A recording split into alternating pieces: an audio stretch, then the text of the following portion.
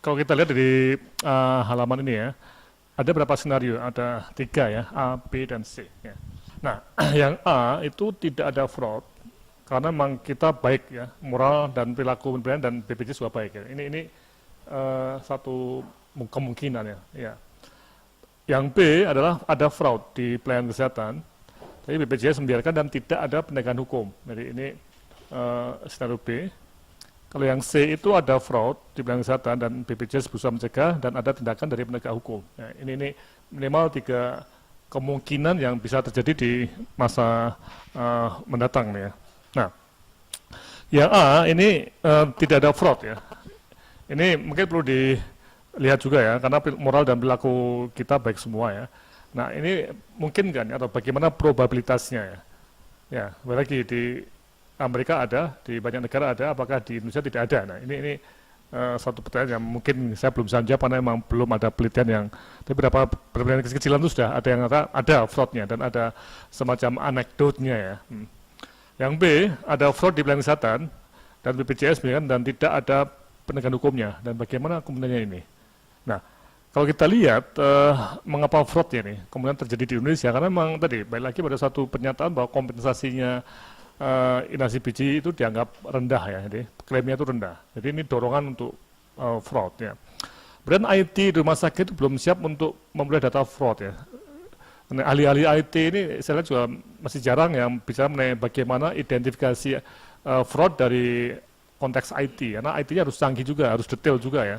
Karena justru kalau kita lihat dalam kasus fraud tadi, IT-nya itu juga memiliki recordnya dimanipulasi sehingga terjadi sesuatu yang kelihatannya normal, tapi sebenarnya ada fraud yang namanya apa ya, semacam penipuan ya, seperti itu ya. Pertemuan yang dengan PT Askes tahun lalu ya, masih bukan BPJS ya, itu masih rendah sekali, di bawah 1% ya, 0,0% saya lupa ya, ada itu di papernya Pak Taufik ya. Kemudian juga pemberantasan fraud masih belum punya kekuatan hukum. Sekarang ini KPK masih belum sampai ke penyidikan, jadi masih ke pencegahan ya, belum sampai ke penindakan maksudnya ya. Kemudian OJK sendiri juga masih dalam situasi yang observasi.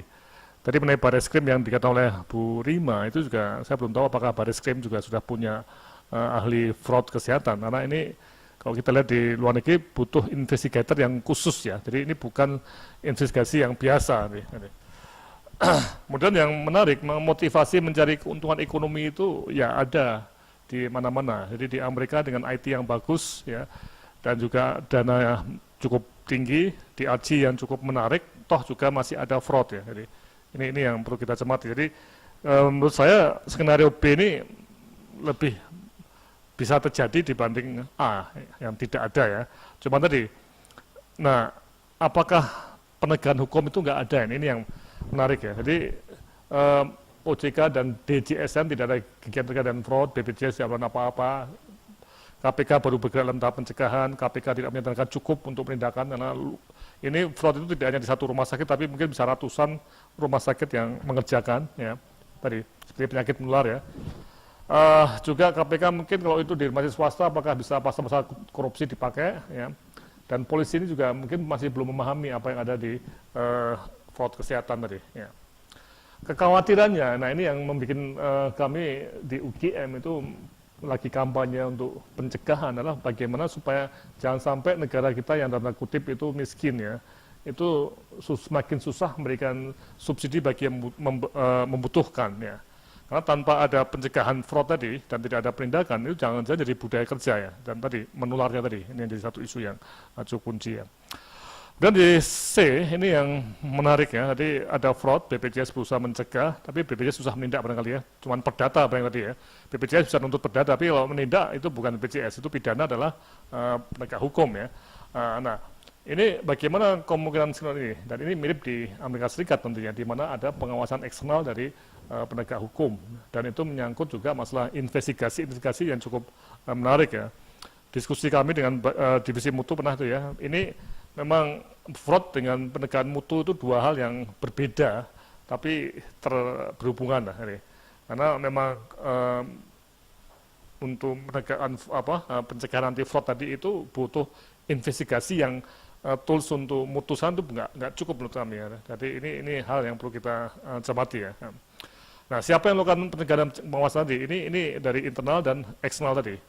Nah, ini yang perlu kita cermati, apakah kita akan sampai ke ekstrimnya sampai ada polisi itu ya, yang tadi Mbak Rima katakan ya, ini jadi satu pertanyaan besar ya, karena kalau memang polisi masuk, wah ini jadi berat betul ya untuk sektor kesehatan, apalagi kalau kita nggak tahu tiba-tiba kena masalah seperti ini ya, nah ini jadi satu masalah yang berat ya.